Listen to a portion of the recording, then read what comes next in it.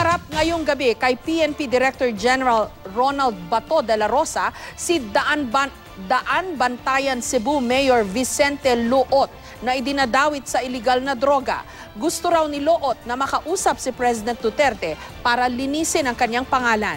Samantala, nakipagpulong naman kanina kay DILG Secretary Ismael Sueno ang 3 aktibong general na kasama sa 5 pinangalanan ni Duterte na protektor di mano ng sindikato ng droga. Live mula sa Quezon City, may report si Chino Gaston. Chino. Ma'am Jess, bagamat may kasamang abogado itong 3 aktibong general sa kanilang pagharap dito kay DILG Secretary Ismael Sueno kaninang umaga dito sa Napolcom building sa Quezon City, hindi sila naghain ng kahit anumang affidavit o sagot dito sa mga naging akusasyon ni President Rodrigo Duterte laban sa kanila na isinasangkot nga sila sa illegal drug trade dahil wala pa naman daw kasong formal na naisasampa laban sa kanila. Unfortunately, hindi na ibigay sa atin kung ano yung naging laman ng kanilang higit kumulang 1 oras na pakikipagpulong sa kalihim. Bagamat ang assumption daw ng mga taga-Napolcom din mismo nakausap natin ay patungkol ito syempre doon sa kaso na kanilang o mga issue na kanilang kinakaharap. At bahagi lamang daw ito ng proseso dahil incidentally si Secretary Sueno ay siya rin chairman ng Napolcom na siya namang naatasan na mag-imbestiga at maghanap ng probable cause laban dito sa 3 aktibo at 2 retiradong police generals na isinangkot na nga o isinapubliko na nga ang pangalan ni President Duterte. So ang ating pagkakaintindi, Ma'am Jess, ay regular na magre-report ito sa Napolcom ang 3 aktibong police generals habang gumugulong ang investigasyon. Kahapon kay PNP Chief Police Director General Ronald de la Rosa, ngayon naman kay DILG Secretary Ismael Sueno, humarap ang 3 aktibong general na idinadawit sa iligal na droga. Humigit kumulang 1 oras na kinausap ni Sueno sina Police Director Joel Pagdilaw at Chief Superintendents Edgardo Tinio at Bernardo Diaz. Tumangging magpaunlak ng panayam ang 3 general. Hindi rin nagsalita sa media si Secretary Sueno. Sa ilalim sa investigasyon ng National Police Commission o Napolcom ang 3. 5 araw na mangangalap ng ebidensya ang Napolcom base sa mga intelligence report. Iimbestigahan din ang 2 pang retiradong general na sina Marcelo Garbo Jr. at Vicente Luot na ngayon alkalde na ng Daan Bantayan, Cebu. Mag-alas 4 ng hapon kanina, dumating sa Metro Manila si Mayor Luot. Nakipag-usap siya ngayong gabi kay PNP Chief de la Rosa sa Camp Crame. Sabi ko, wala pa namang kamatayan yung issue na yan tapos ng eleksyon.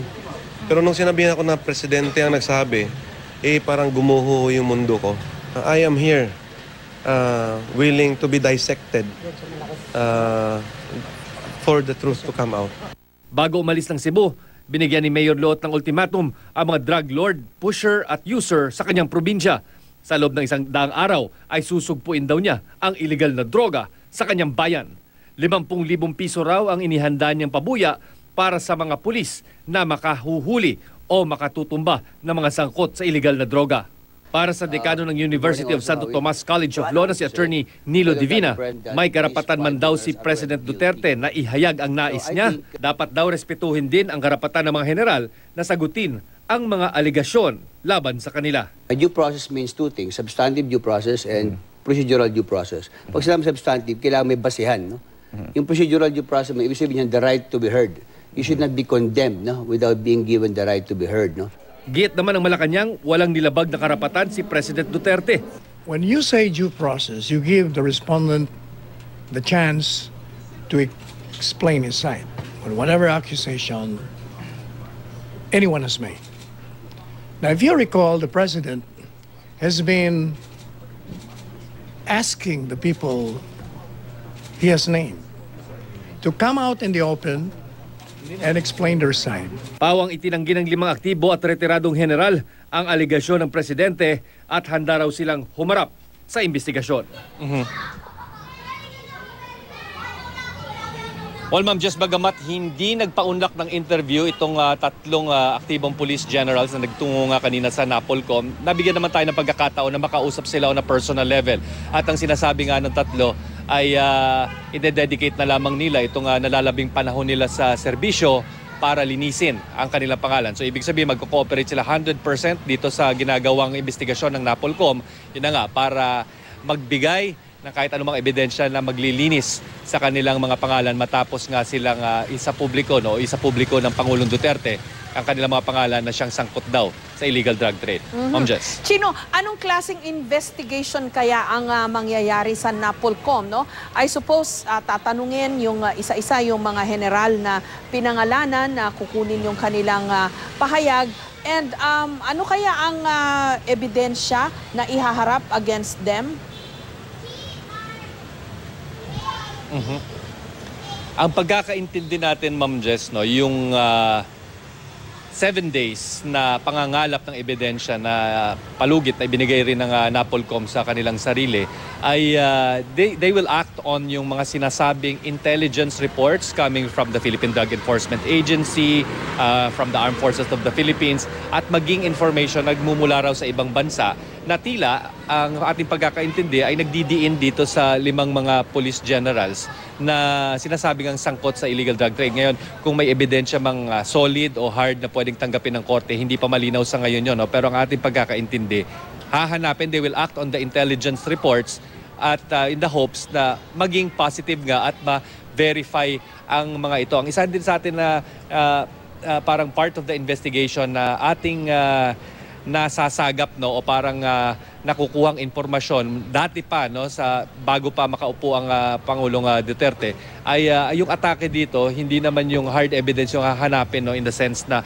may video ba ito na nakikita na mismong inaabutan ng pera ng mga drug lords itong ating mga nasasangkot na police generals, no. Hindi, yung sinasabi, Ma'am Jess, meron daw alternate way para imbestigahan ng mga ito, no, at ito'y through lifestyle checks, no, kung ilang SUV ba, ilang bahay, at kung commensurate ba itong lifestyle ng mga nasabing police officers dun sa kanilang tinatanggap na sahod. At kahit meron pa silang negosyo, kung ano ba, tama ba yung kanilang, tama ba, justified ba yung kanilang lifestyle na ipinapakita ngayon, no, para papatunayan nga na okay lang sila, no, na hindi sila sangkot sa anumang illegal activities. Okay, so parang lifestyle check ang gagawing paraan to get to the allegations. Ganun ba yun?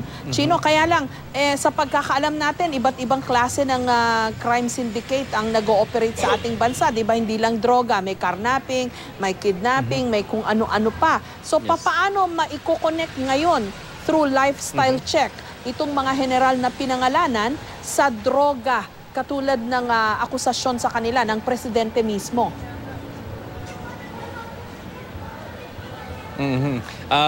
Sa totoo lang, Ma'am Jess, no, medyo hindi malinaw sa ngayon, no, paano patutunayan, paano magkakaroon ng solid evidence na tatanggapin nga ng korte itong allegations, no, yung investigation na ginagawa ngayon ng NAPOLCOM, no. Pero yung sinasabi nating money trail o yung lifestyle check, dati na itong sinasabi, no, at maging niya dating PDEA Director General Dionisio Santiago ay nabanggit sa atin sa mga previous interviews na isa ito sa mga paraan.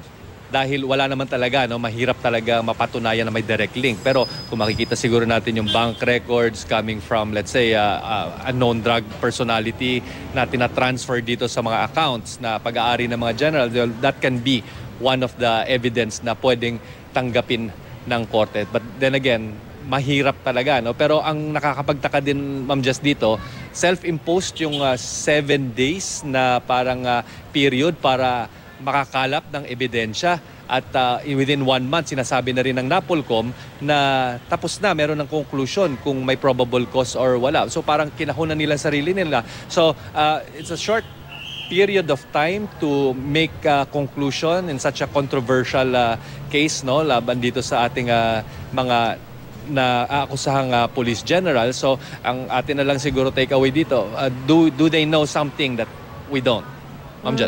Kasi mukhang ang himig ng pananalita ng administrasyon ay may due process na nangyari at hindi ito accuse now, prove later lang, no? Meron, especially with the president himself coming out now with that chart o matrix na mukhang alam na alam nila, tukoy na tukoy nila kung ano ang drug operations dito sa ating bansa. Maraming salamat sa iyo, Chino Gaston.